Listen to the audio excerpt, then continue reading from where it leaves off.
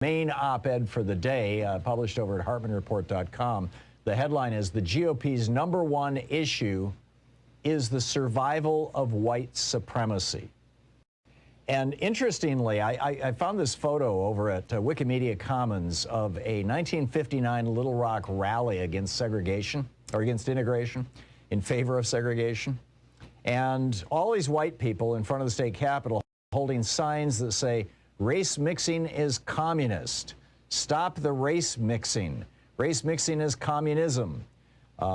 Turns out it was the John Birch Society, apparently, that was providing most of those signs, and that actually is a consequential story, which we'll get into here. In fact, let me just start out. For Democrats all across the country and for Democratic voters, there's a pile of issues that are on the ballot in the elections tomorrow across the country.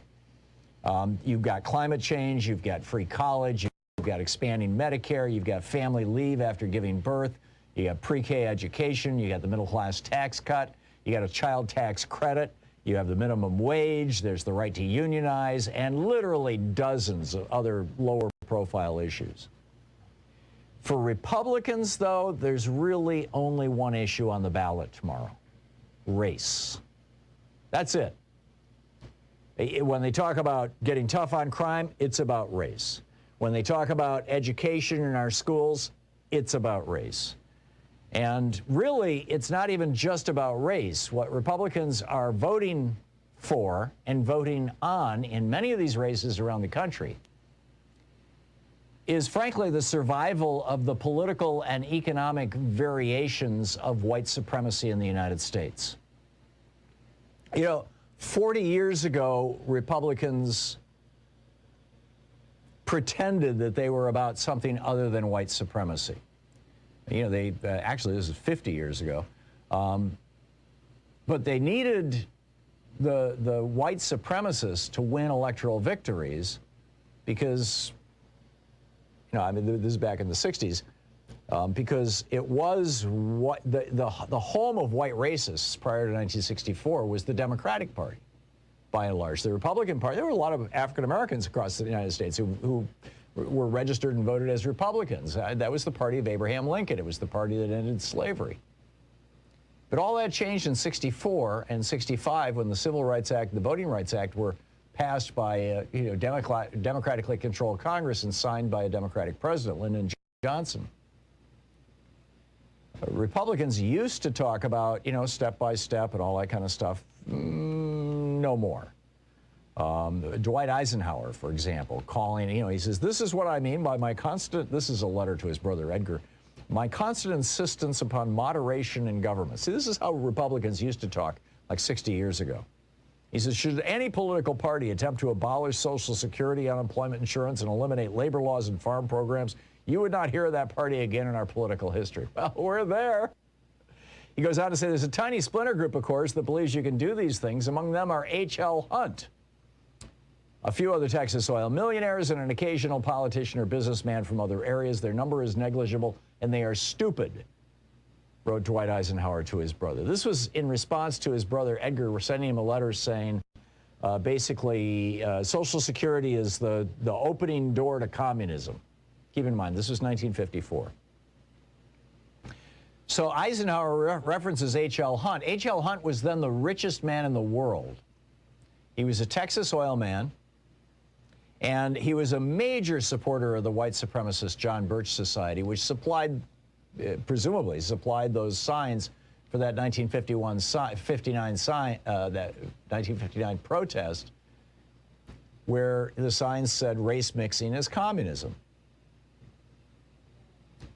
Hunt was such a segregationist that he not only financially supported George Wallace, the Democrat who said, you know, segregation now, segregation forever, but he also supported the Nation of Islam's Elijah Muhammad financially because he advocated black and white people living separately.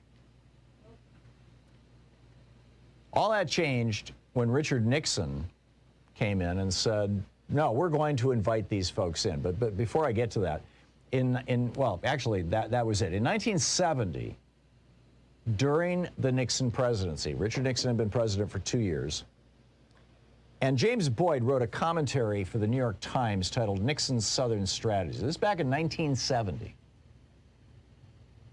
And he was quoting from a piece that Kevin Phillips had published in '64 in which he said that there was a backlash coming to the New Deal, and this would sweep Republicans into office within the next decade.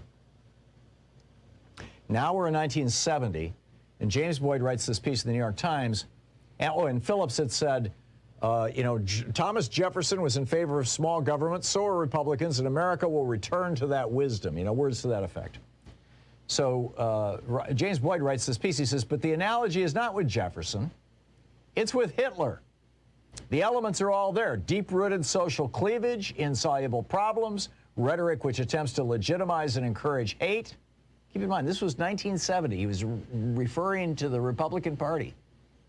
A phony genetic and geographical underpinning, a despised minority to blame for everything. It all adds up to scapegoat politics, which is a tactic of fascism. The new gains of the Republican Party are based, keep in mind, he wrote this in 1970, acknowledging Richard Nixon's Southern strategy. This is when the party turned. The new gains of the Republican Party are based upon preserving the status quo by stopping the civil rights advance. But the status quo is racist. The Nixon administration tries to legitimize this. To say we are to stop progress on integration now, to pervert the moral authority of the presidency in order to make white people feel more comfortable with their prejudices, and that's what's happening today, is to say that we accept racism. And to build a political majority based on racism is taking a long step toward fascism, wrote Richard Boyd in the New York Times in 1970. And so now here you've got Republicans echoing this white supremacist theory. They live in this zero-sum world, which is, by the way, not the world we live in. But in their fantasy world, when all people get jobs, Republican white supremacists believe that white people must lose jobs. When all people get voting rights, Republican white supremacists believe they'll end up with politicians who no longer put white people's interests first. When all people get housing rights, Republican white supremacists believe their housing opportunities are damaged. When all people's history gets recognition in schools, Republican white supremacists believe and assert that their white children will feel ashamed of their white skin. When all people immigrate to America, Republican white supremacists believe their political power is diluted. When all people get health care, Republican white supremacists believe that'll just produce more non-white babies, which is why 12 Republican-controlled states have still refused to expand Medicare. And they're already cranking this up for the 2024 election. I got an email from Donald Trump yesterday. It said, quote, our country is being poisoned with millions of people that are illegally flowing through our borders. Many are criminals from the emptied prisons of other countries. Most of these are very dangerous people. Our country is dying from within, and nobody's doing anything to stop it. This is all dog whistle. This is all, oh my God, the brown people are coming. By the way, one of the other big lies that Trump promotes is that our southern border is open. It's not. Meanwhile, the white supremacist media is all over critical race theory, CRT, which is a course taught in law schools. It has never been taught in any public school in America, but that's not stopping Glenn Youngkin in Virginia from lying about it in his fight against Terry McAuliffe. He's running an ad right now, his TV ad that says, newly unearthed documents, proof that the McAuliffe administration actively pushed K through 12 students to be taught critical race theory. The ad claims McAuliffe's actual 2015 training for teachers. But the document that they're pointing to has nothing to do with critical race theory. It was a presentation back in September 2015 about disciplinary practices in Virginia schools. The Washington Post ran an article last week. The headline, Youngkin is using the critical race theory boogeyman to rile up the Trumpian base. Trumpian base is another way of saying white supremacists.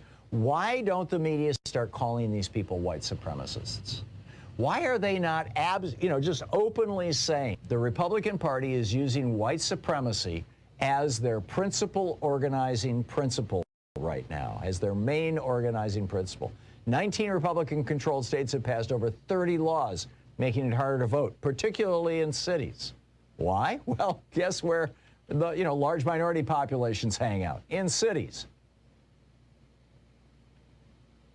I mean, I see over and over and over again these reports. Well, I watched it all weekend on TV news. From time to time I would catch the news and it would be, well, yeah, Glenn Youngkin this, Glenn Youngkin that, never talking about the fact that his entire television advertising campaign, or the vast majority of it in Virginia, is all about critical race theory. He's running on racism. So the question, are there enough white racists in Virginia to elect Glenn Youngkin? I guess we'll find out at the end of the day tomorrow. But, after 20 years of Republicans going after Muslims, now they're back to their core. They're back to a Richard Nixon Southern strategy. Oh, it's BLM, it's black people, it's refugees. And the bad guys, those are the anti-fascists.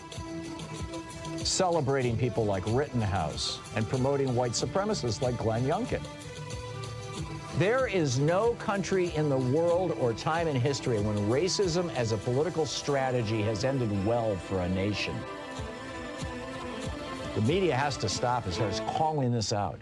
This is the Thom Hartmann Program. They need to stop ignoring this aspect of the Republican Party's sales pitch and just call it what it is. It's a white supremacy strategy.